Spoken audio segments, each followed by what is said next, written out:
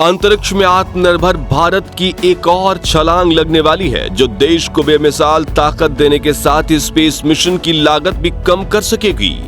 इसरो ने किया ऐसा कारनामा, पूरी दुनिया है सदमे में। डेवलप की ऐसी तकनीक जिसने उड़ाई नासा की नींद। क्या इस सीक्रेट प्रोजेक्ट से भारत बनेगा स्पेस बॉस? साथियों, जहां एक और पूरी दुनिया की निगाहें चंद्रयान 3 पर थी, वहीं इसरो ने स्पेस में एक ऐसा मिलिट्री पावर प्रोजेक्ट बनाया है जिससे भारत की ताकत अब कई गुना बढ़ने वाली है। आइए आज इस वीडियो में हम इसरो की नई उपलब्धि के बारे में जानते हैं। दोस्तों, अभी तक पाकिस्तान और चीन अक्सर हमें परमाणु हमलों की धमकियां दिया करते थे, लेकिन अब भारत के पास एक ऐसा हथियार आ गया है जिससे अमेरिका भी अब कभी हमसे उलझने की कोशिश नहीं करेगा। जहां ड्रैगन हमारे DRDO की जासूसी कराने की फिराक में था, लेकिन हमारे इस मिशन से ड्रैगन हो गया है चारों खाने चित। एक ऐसी तकनीक जो पलक झपकते ही किसी भी युद्ध की दिशा ही बदल दे। दुश्मन के किसी भी मिसाइल, जेट, ड्रोन को मिट्टी में मिला सकती है। इसरो का यह सैटेलाइट किलर दुश्मन के किसी भी सैटेलाइट को मार गिराने में सक्षम है। तो दोस्तों, हम बात कर रहे हैं इसरो के टॉप प्रोजेक्ट TSTO के बारे में। अब आप सोच रहे होंगे कि यह TSTO है क्या? तो आपको बता दें कि TSTO का मतलब है two stage to orbital system. ये एक ऐसा जेट है जिसकी खूबियों ने पूरी दुनिया को हक्का बक्का करके रख दिया है। दोस्तों, अगर इसकी खूबियों की बात करें तो भारत का यह हथियार बिजली की रफ्तार से उड़ सकता है। जहां अभी तक दुनिया के सभी लड़ाकू विमान केवल सुपरसोनिक रफ्तार से चलते हैं, वहीं इसकी रफ्तार ध्वनि की रफ्तार से भी 10 गुना तेज रहेगी, जिससे पलक झपकते ही ये दुनिया के किसी भी कोने में जाकर अपना हर मिशन अंजाम दे सकती है। आमतौर पर दुश्मन को हमारे आने का पता उसकी लंबी दूरी वाले रडारों से होता है, लेकिन दुनिया का कोई भी रडार इसको नहीं पकड़ सकता। जब तक दुश्मन को इसके आने की आहट मिलेगी, उससे भी पहले ये जेट उनका काम तमाम कर देगा। अभी तक दुनिया में और कोई भी ऐसा जेट नहीं बना जो भारत के इस हथियार की टक्कर ले सकता हो। दोस्तों, आजकल दुनिया का हर देश अपनी ज्यादा से ज्यादा सैटेलाइट भेजकर स्पेस की दुनिया का राजा बनना चाहता है। सैटेलाइट भेजने के लिए दुनिया भर के स्पेस सेंटर रॉकेट का यूज करते हैं, जिससे लॉन्च का कॉस्ट काफी ज्यादा बढ़ जाता है और पॉल्यूशन भी।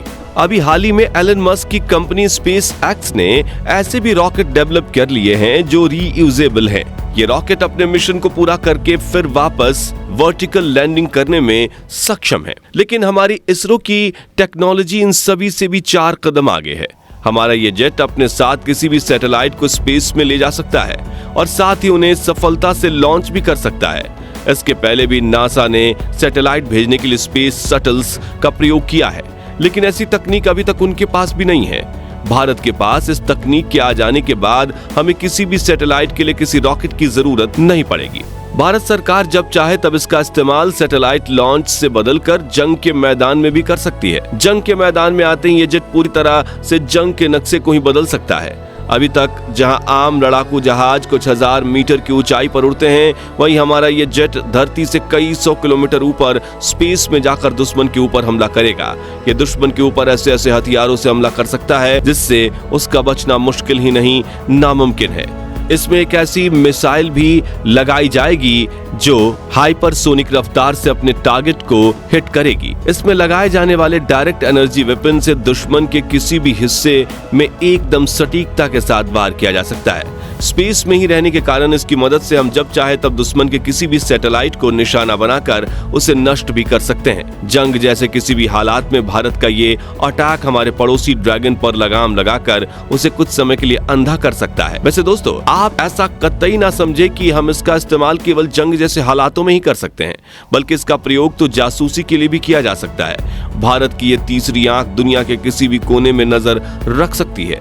इसमें लगे अत्याधुनिक सेंसर की मदद से पृथ्वी पर होने वाली हर गतिविधियों की निगरानी की जा सकती है। दोस्तों, हालांकि अभी तक किसी देश के पास ऐसी तकनीक नहीं है जो इस जेट का सामना कर सके, लेकिन फिर भी अगर कभी इस पर कोई हमला होता है तो ये उस पर जवाबी हमले के साथ साथ खुद का बचाव भी कर सकता है।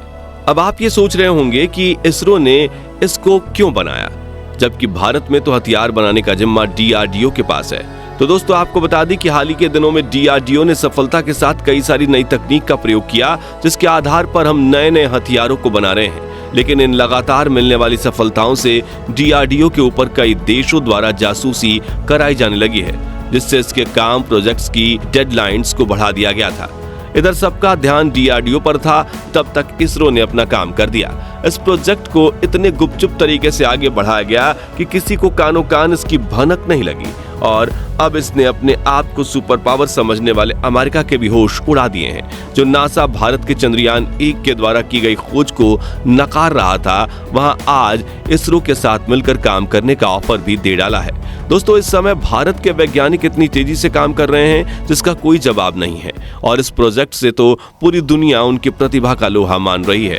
इसरो अब न केवल स्पेस में लगातार अपने मिशन भेज रहा है, बल्कि TSTO जैसे प्रोजेक्ट्स करके देश को महफूज करने में भी मदद कर रहा है। इन सब मिशंस को देखते हुए इसरो को भारत का न्यू ट्रांसफॉर्मर भी कहा जाने लगा है। वैज्ञानिक TSTO को 2030 में लॉन्च करना चाहते हैं और अभी से ही इसके लॉन्च की तैयारियां शुरू की जा चुकी हैं। जी हां दोस्तों, इसमें इतना चौंकने वाली बात नहीं है। सच में इसरो ने अभी से ही 2030 में अपने TSTO मिशन को लॉन्च करने की तैयारियां शुरू कर दी हैं। अब आप पूछेंगे कि वो भला कैसे, तो आपको बता दें कि अभी हाल ही में आपने reusable launch vehicle technology demonstrate RLV-TD के परीक्षण के बारे में सुना होगा। वो व्हीकल भी इसी TSTO मिशन का हिस्सा है। ये RLV एक तरह का ऑर्बिटल रिटर्न व्हीकल ORV है, जिसका मतलब यह है कि एक बार लॉन्च करने के बाद फिर से अर्थ के ऑर्बिट में प्रवेश करेगा। यह हमारे वैज्ञानिकों के बहुत ही जीनियस माइंड का एक नतीजा है। इसरो ने अपने इस व्हीकल का टेस्ट 2 अप्रैल 2023 को aeronautical test range NTR Chitradurga Karnataka में किया था, जिसमें इस स्पेसक्राफ्ट को भारतीय सेना के चिनूक हेलीकॉप्टर की मदद से हवा में 4.5 किलोमीटर की ऊंचाई पर ले जाया गया और फिर वहीं से इसे फ्री फॉल करने के लिए छोड़ दिया गया था। 30 मिनट में इस स्पेस लॉन्च व्हीकल ने सफलता के साथ अपने पहले से ही फिक्स किए हुए रनवे पर लैंड किया और सबसे बड़ी बात तो यह है कि इस पूरे टेस्ट के दौरान यह व्हीकल ऑटोनोमस मोड में था। ऑटोनोमस मोड का मतलब यह है कि हवा में छोड़ने के बाद इसका किसी भी स्टेशन से कोई कनेक्शन नहीं था और ना ही इसमें कोई पायलट मौजूद था। यह पूरी लैंडिंग इस स्पेस लॉन्च व्हीकल ने खुद की। ऐसा ही एक स्पेस लॉन्च व्हीकल अमेरिका, रूस, जापान, चीन समेत पूरी दुनिया की स्पेस एजेंसीज बनाना चाहती हैं, लेकिन अभी तक किसी को सफलता नहीं मिली। जब TSTO प्लेन बन जाएगा तो पायलट इसे किसी आम प्लेन की तरह उड़ा पाएंगे। इस अकेले प्लेन में 3 तरह के इंजन लगाए जाएंगे। जैसे ही ये प्लेन जमीन से 15 किलोमीटर की ऊंचाई पर पहुंचेगा, टर्बो फैन इंजन का फ्यूल बंद कर दिया जाएगा, जिसके बाद इसमें लगा रैमजेट इंजन चालू होगा जो इसे तेजी से ऊपर लेकर जाएगा। 25 किलोमीटर की ऊंचाई पर इसके रेमजेट इंजन की जगह इसका स्क्रैमजेट इंजन चालू होगा, जिससे इसकी रफ्तार माक 12 तक पहुंच जाएगी, जहां से यह किसी भी तरह के हथियार दाग कर दुश्मन को बर्बाद कर देगा। तो दोस्तों ये था इसरो का टॉप प्रोजेक्ट TSTO। अगर आपको भी इसरो के इस मिशन पर गर्व है तो चैनल को सब्सक्राइब कर बेल आइकन को जरूर दबाएं। वीडियो लास्ट तक देखने के लिए धन्यवाद।